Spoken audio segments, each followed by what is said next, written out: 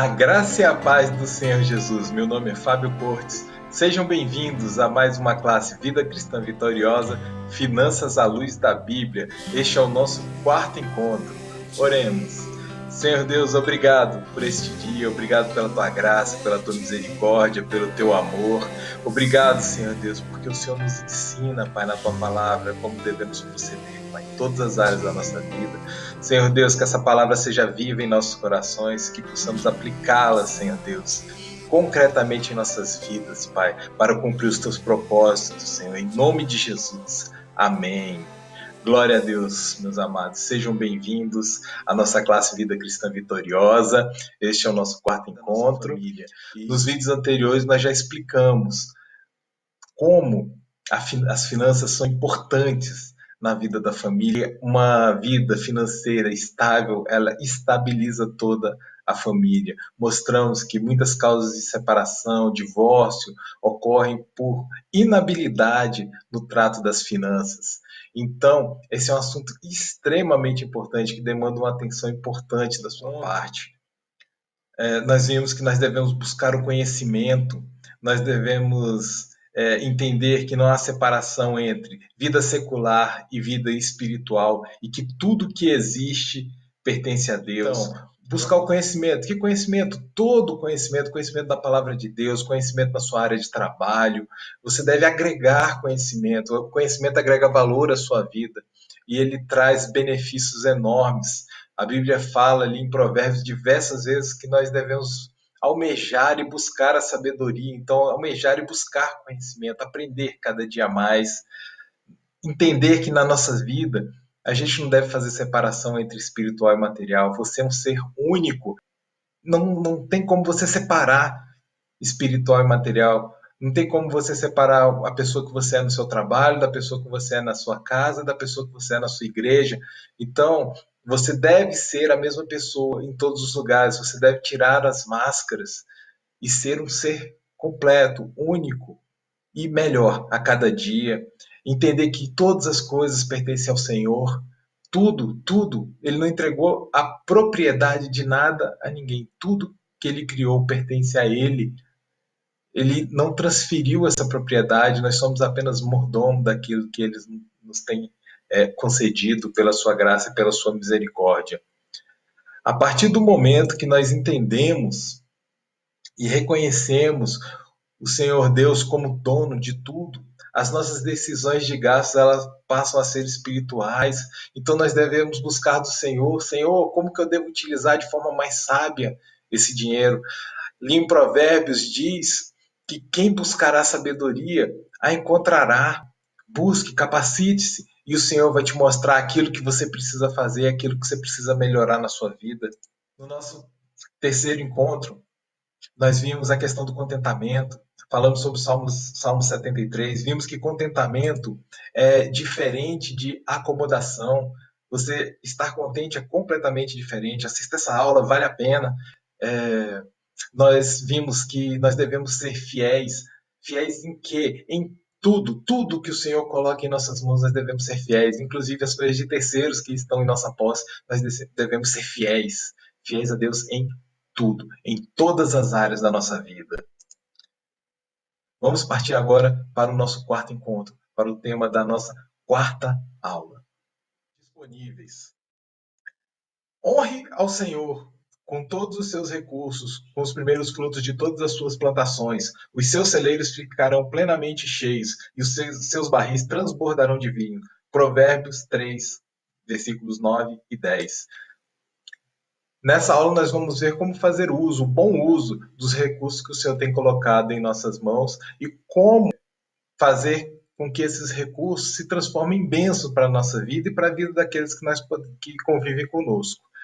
Na faculdade de administração, eu tinha um professor que ele era consultor de empresas e ele dizia que a maior dificuldade que ele tinha quando ele apresentava os projetos de revitalização, de reengenharia dentro das empresas, era convencer o gestor de que ideias simples potencializariam o seu negócio. Não eram ideias mirabolantes. Ele pegava, ia para dentro da empresa, estudava os processos, estudava as pessoas, fazia um projeto e apresentava esse projeto. O administrador olhava, ué, mas é só isso? Se fosse só para fazer só isso, eu mesmo faria. Por que você não fez? Então, são coisas simples, práticas, que potencializam os nossos recursos. Não são ideias mirabolantes, não são ideias disruptivas. Não, a maior parte das vezes são coisas simples. Finanças, a maior parte das soluções são coisas simples, coisas que todo mundo faz, coisas que todo mundo sabe, mas pouca gente faz. Então, na Bíblia, nós temos um exemplo disso. Naamã era o general de um grande exército e ele era leproso. E uma serva, uma criança, disse que existia um profeta em Israel que poderia curá-lo. E ele foi atrás desse profeta. E o profeta mandou que ele se lavasse 7 vezes no Rio Jordão, mergulhasse 7 vezes no Rio Jordão. Ele ficou indignado, ele falou: mas como? Não tem um rio melhor para eu tomar banho? Para eu me mergulhar? Não tem. Ele ficou chateado, ele ficou indignado. Mas os seus servos chegaram perto dele e falaram: general, se o profeta tivesse mandado o senhor fazer uma coisa muito difícil, o senhor não faria? Então, faça a coisa simples. E ele foi ao rio, ele se humilhou, ele se submeteu, ele foi até o rio, mergulhou 7 vezes e ele foi curado, ele foi restabelecido. Então, muitas vezes, a solução que nós temos para problemas das nossas vidas são coisas simples, que nós devemos fazer e devemos colocar em prática. Não são coisas mirabolantes. Honramos o Senhor quando administramos bem aquilo que Ele tem nos dado. Administrar significa utilizar bem os recursos disponíveis e envolve determinar objetivos, fazer planejamento, executar e minimizar desperdícios. Todo mundo sabe disso, ainda que intuitivamente. Você tem que determinar um objetivo para sua vida, você tem que determinar objetivos para sua vida. Você tem que planejar como realizar esses objetivos, você precisa colocar em prática, você precisa executar o seu planejamento. E você tem que fazer isso de uma forma muito eficiente. Na história da Alice no País das Maravilhas, o que acontece? Ela chega no País das Maravilhas e ela chega perdida, ela não entende o que aconteceu com ela, e ela encontra uma figura estranha, um gato em cima de uma árvore, e ela pergunta para ele: eu não sei que caminho que eu devo tomar. Ela estava numa encruzilhada. Aí o gato pergunta para ela: bom, isso vai depender de onde você quer ir, para onde você quer ir. Ela: mas eu não sei para onde eu quero ir. Ele falou: então qualquer caminho serve. Meus amados, quando você não tem um objetivo, quando você não sabe para onde ir, qualquer caminho que você tomar é indiferente, porque você não tem objetivo, você não sabe o que fazer, você não sabe para onde ir. Então a primeira coisa que nós temos que fazer na nossa vida é determinar objetivos, para que possamos decidir o caminho que devemos tomar. Planejar é justamente decidir qual caminho tomar. Então, nós estabelecemos o objetivo. Depois que nós estabelecemos o objetivo, nós vamos para o planejamento. Vamos decidir qual é o melhor caminho, qual caminho devemos tomar. A palavra de Deus, ela fala de planejamento. Em Lucas, capítulo 14, versículo 28 a 30. Qual de vocês, se quiser construir uma torre, primeiro não se assenta e calcula o preço, para ver se tem dinheiro suficiente para completá-la? Pois, se lançar o alicerce e não for capaz de terminá-la, todos os que a virem rirão dele, dizendo: este homem começou a construir e não foi capaz de terminar. Olha aí a palavra de Deus falando de planejamento. Esse homem, ele estabeleceu que ele gostaria de construir uma torre. Então, construir a torre é o seu objetivo, eu preciso de uma torre. Então, eu devo sentar e fazer as contas do que eu preciso para fazer essa torre. É simples assim. Não tem mistério nisso. 32. Ou, qual é o rei que, pretendendo sair à guerra contra outro rei, primeiro não se assenta e pensa se com 10 mil é capaz de enfrentar aquele que vem contra ele com 20 mil? Se não for capaz, enviará uma delegação, enquanto o outro ainda está longe, e pedirá um acordo de paz. Olha aí, meu amado, para você definir o que você deve fazer, você tem que ter o objetivo. Depois que você estabeleceu o seu objetivo, você deve planejar como conquistá-lo, qual vai ser a sua melhor estratégia, qual vai ser o caminho que você vai tomar. Então, isso demanda planejamento. A gente faz o objetivo, a gente senta e faz planejamento. Se você não gosta de fazer planejamento, dificilmente você vai conseguir ter uma vida organizada, uma vida financeira organizada, porque isso demanda um pouquinho de tempo e de planejamento. Uma frase de Thomas Edison: a boa sorte acontece quando a oportunidade se encontra com o planejamento. Nós ouvimos falar de vez em quando alguém falar: ah, fulano de tal deu sorte, Beltrano deu sorte. Meus amados, sorte é quando a oportunidade encontra o planejamento. Eu prefiro até uma outra frase, que sorte é igual a preparação mais oportunidade. Eu acho que fica melhor. E preparação vem primeiro. Primeiro você se prepara, porque quando a oportunidade aparecer, você já está preparado para ela. Então você se prepara esperando a oportunidade. E quando a oportunidade aparece, você executa, você faz acontecer. Então, prepare-se, que a oportunidade ela vai aparecer. Executar é fazer com que o projeto seja realizado, é andar pelo caminho escolhido. Então, você tem o objetivo, você faz o seu planejamento e você coloca esse planejamento em prática. A ideia é essa. Não adianta nada você definir um objetivo, você sentar, fazer o planejamento e você não ter a coragem de colocá-lo em prática. Não adianta nada, porque nada vai acontecer. Quantas pessoas você já conheceu que elas fizeram planos, definiram objetivos, criaram um planejamento, mas nunca tiveram a coragem de executá-lo, nunca colocaram esse planejamento em prática? Seja porque tiveram medo, ou seja porque simplesmente foram retardando esse passo. Então, é um processo. Você define seus objetivos, você coloca esses objetivos num planejamento e você passa a executá-los. É um processo, é seguido. Se você verificar que não vai ser possível executá-lo, você tem que voltar e redefinir seus objetivos e redefinir seu planejamento, até você colocar uma coisa que seja executável. Não adianta também você colocar coisas que são exageradamente grandes, que vão ficar fora do seu alcance. Não, vá por partes. Faça as coisas acontecerem devagar, mas continuamente. Tá bom, entendi. O objetivo, planejamento, execução, mas e o tal do desperdício? O que tem a ver com essa história? O desperdício ele tem relação com eficiência e eficácia. O evitar desperdícios vai potencializar o seu processo, vai fazer com que você atinja as suas metas muito mais rapidamente. Ação ou efeito de desperdiçar, não aproveitar da maneira como deveria, falta de proveito, perda, desperdício, exemplo, desperdício de água, despesa exagerada, gasto excessivo, esbanjamento. Tudo isso diminui o seu potencial, onde você pode chegar. Então, se você evitar o desperdício, você vai atingir os seus objetivos de uma forma muito mais rápida, muito mais eficiente e eficaz. A eficácia é fazer com que as coisas certas sejam feitas. É você fazer a coisa que você se propôs. Agora, eficiência é você fazer a coisa certa no menor tempo, com o menor gasto de recursos. Entendeu? Quando você faz isso de uma forma muito melhor, aquilo que você se propôs, você está aumentando o seu retorno, você está aumentando o seu ganho. Muitos não podem decidir o quanto ganhar, mas todos podem decidir como gastar. Muitas vezes nós não conseguimos definir o nosso salário, definir o nosso ganho mensal ou semanal, mas todos nós podemos definir o quanto que a gente vai gastar.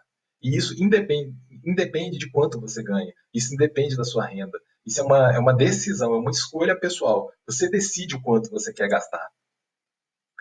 O equilíbrio financeiro não depende de ganhar mais, mas sim de gastar bem. Todos já ouvimos falar de pessoas que ganham ou ganharam muito dinheiro e que vivem endividadas, não é verdade? Então, pessoas que têm um alto salário, ganham bem, mas vivem endividadas. O que adianta? Ganhar mais, ganhar bem. Então, nós devemos gastar bem aquilo que o Senhor tem colocado em nossas mãos, independentemente de quanto seja. Eu quero trazer agora dois exemplos de utilização dos recursos disponíveis. São histórias que são, na verdade, eu quero trazer três exemplos, dois positivos e um negativo, de como utilizar os recursos disponíveis. É um exemplo de um pedreiro lá de Palmas, que ele chegou bem no começo da capital, e começou a trabalhar ali nas obras de construção da cidade.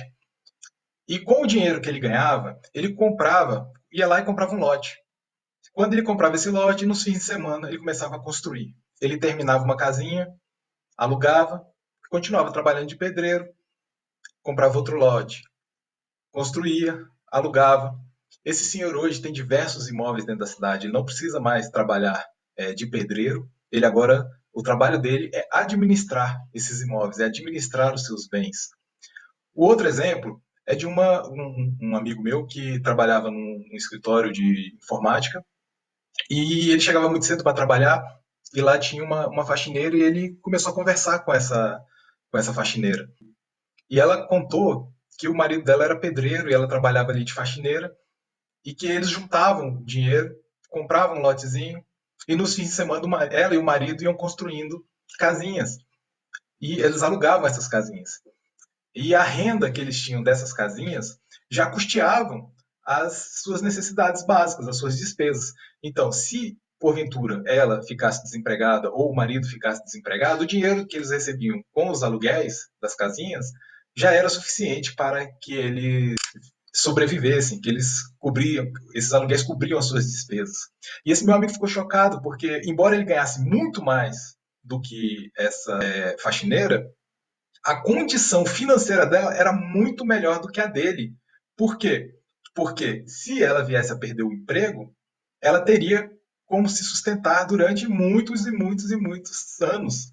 E ele percebeu que ele mesmo não tinha essa condição, que se ele parasse de trabalhar, ele conseguiria ali se manter algum tempo, mas não muito. E isso chamou a atenção dele e fez com que ele começasse a estudar o tema.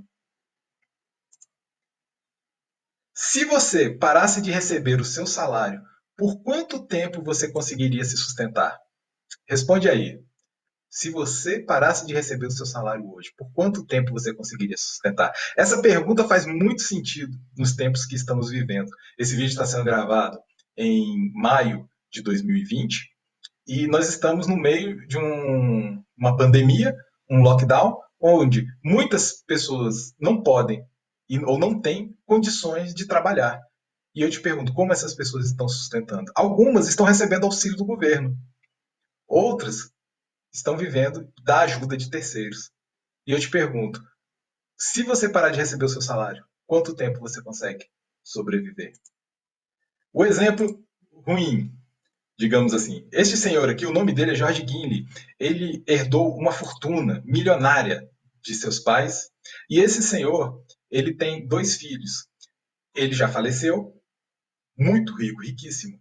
Ele simplesmente dilapidou, acabou com toda a fortuna da família nos seus anos de vida. E ele terminou morando de favor num dos hotéis que pertenciam à família. E ali ele prestava ali um serviço como se fosse um guia turístico e deixavam ele morar ali no hotel. Então, esse senhor, ele acabou com tudo, toda a fortuna dele. E por incrível que pareça, ele tinha um objetivo e ele tinha um planejamento. O objetivo dele era justamente acabar com tudo. Ele planejou isso. Ele falava que o único erro dele foi ter calculado mal a sua expectativa de vida. A sua expectativa foi maior, de vida foi maior do que ele imaginava, né? Então, assim, esse senhor, ele foi muito egoísta. Ele não pensou nos seus filhos, ele não pensou na sua família, ele deixou os seus, não deixou nada para os seus filhos. Ele acabou com tudo. Em 2 Coríntios 12, 14, a Bíblia fala que não são os filhos que entesouram para os seus pais, mas são os pais que entesouram para os filhos. E em Provérbios 13, 22, diz que o justo deixa herança para os filhos dos filhos. Então, meus amados, esse senhor aqui ele não cumpriu o propósito de Deus, ele cumpriu seus próprios propósitos. Eu não estou falando aqui que você deve deixar uma fortuna, ou que você tem que deixar uma fortuna para os seus filhos, mas você tem que deixar traços de caráter, você tem que deixar a salvação, você tem que deixar uma vida digna, uma vida cristã, firmados, deixá-los firmados numa vida cristã, no cristianismo. Prosperidade é muito mais do que simplesmente dinheiro ou quantidade de dinheiro, mas você tem que deixar uma herança para a sua família, uma herança para os seus filhos. Essa herança além de financeira, né, herança cristã, uma herança de seguir os princípios bíblicos, coisa que esse senhor não o fez. Agora, eu chamo a reflexão. Como você tem planejado os próximos anos? Como você se vê daqui 10 ou 20 anos? Você ao menos pensa nisso? Você gosta do que está vendo? O que fazer? Então, nós devemos planejar a nossa vida anos à frente. Nós devemos fazer um planejamento e enxergar, identificar problemas, identificar fraquezas e buscar eliminá-las. Se você está olhando um cenário futuro e não gosta do que está vendo, você tem que mudar hoje. Você tem que pensar o que eu posso fazer hoje para evitar que esse cenário aconteça lá no futuro. Então, se hoje eu não tenho, se eu perder meu emprego, eu não tenho condição de me sustentar, como que eu vou fazer para ter uma renda que me sustente caso eu fique desempregado? Meus amados, é identificar o problema, determinar um objetivo, fazer seu planejamento e executar. Deus nos provê de recursos para que sejamos generosos. Quem gasta o que recebe de maneira egoísta impede o agir de Deus em sua vida. Devemos dedicar a primeira parte de nossos ganhos à obra de Deus, a ajudar o próximo, e em seguida fazer uma reserva de emergência e investimentos. E por último, a nossa manutenção e bem-estar. Estudando as escrituras, percebemos que é possível determinar um padrão saudável de organização financeira, ou seja, de como a pessoa deveria dividir sua renda mensal. 10% para o dízimo, 20% para investimentos, 70% para o seu estilo de vida e oferta, seu carro, suas viagens, restaurantes, escolas, roupas. Você pode perguntar, mas de onde que você tirou esse exemplo de organização financeira? Da Bíblia. Note, 10% do dízimo. Malaquias 3:10 fala da questão dos dízimos. 20% para investimentos. Eu peguei o exemplo de José do Egito, quando o Senhor revelou que o Egito passaria, que toda a terra passaria por uma escassez, que teriam 7 anos de vacas gordas, 7 anos de prosperidade seguidos de 7 anos de vacas magras, de escassez. A estratégia que o Senhor deu a José foi guardar 20% de tudo que fosse produzido na terra do Egito durante 7 anos, que essa quantidade seria suficiente para fazer com que o Egito, o povo, passasse bem pelo período de 7 anos de escassez. Então, meus queridos, eu pego esse exemplo para mim. 20% do que você ganha deve ser para investimentos. Não é para ser gasto agora, é para ser utilizado no momento correto. E você deve utilizar nas suas despesas mensais 70% da sua renda. Mas, irmão, eu não consigo fazer isso, não é possível. Bom, tenha isso como objetivo e vá trabalhando isso. À medida que você for tendo aumentos de salário, que você for melhorando de emprego, você vai colocando essas metas, ajustando o seu orçamento dentro dessas metas e você vai ver como fará diferença na sua vida. O rico adquire apenas o privilégio de poder tornar-se útil, de poder ajudar os outros. Quem trata bem os pobres emprestará ao Senhor e ele o recompensará. Agora, como que você vai poder ajudar os outros se você não consegue ajudar a si mesmo, nem a sua família? A sua responsabilidade financeira ela vai além. A sua responsabilidade financeira é para com a sua família, para com seus filhos, e para poder ajudar outras pessoas, você precisa primeiro ajudar a si mesmo. Quando um avião sofre, eles estão ensinando a utilizar as máscaras de oxigênio de um avião. Quando elas caem, você coloca primeiro em si mesmo e depois você coloca na pessoa que está ao seu lado, que depende de você, uma criança, um idoso. Para você poder ajudar outras pessoas, você tem que primeiro ajudar a si mesmo. Para você ajudar financeiramente outras pessoas, você tem que primeiro pôr as finanças da sua casa em ordem, suprir as necessidades da sua família para você poder se tornar útil para ajudar outras pessoas. Quais são as suas prioridades? Na vida, cada um tem a sua. Olha aí, um carro de luxo, né, dentro de uma garagem, numa casa bem humilde. Então, está destoando. Cada um tem suas prioridades. Eu pergunto, qual é a sua? Como que você tem utilizado os recursos que o Senhor tem te dado? E o cristão, como deve proceder? Já vimos que tanto a avareza quanto a gastança desenfreada, elas são condenadas pelo Senhor. Lembram da lei da semeadura? Aquilo que o homem plantar, ele vai colher. Está ali em Gálatas 6, de 7 a 10. Aquilo que plantar, você vai colher. Se você planta abacaxi, você vai colher abacaxi. Se você planta prestação, você vai colher endividamento. Então, meus queridos, vamos observar, vamos atentar aquilo que nós temos plantado em nossas finanças, em nossas vidas. Honre o Senhor com todos os seus recursos, os primeiros frutos de todas as suas plantações, e os seus celeiros ficarão plenamente cheios, e os seus barris transbordarão. Provérbios 3, 9 e 10. Malaquias 3, de 8 a 12, que fala do dízimo, trazei o dízimo, e as ofertas à casa do Senhor, fazei prova de mim.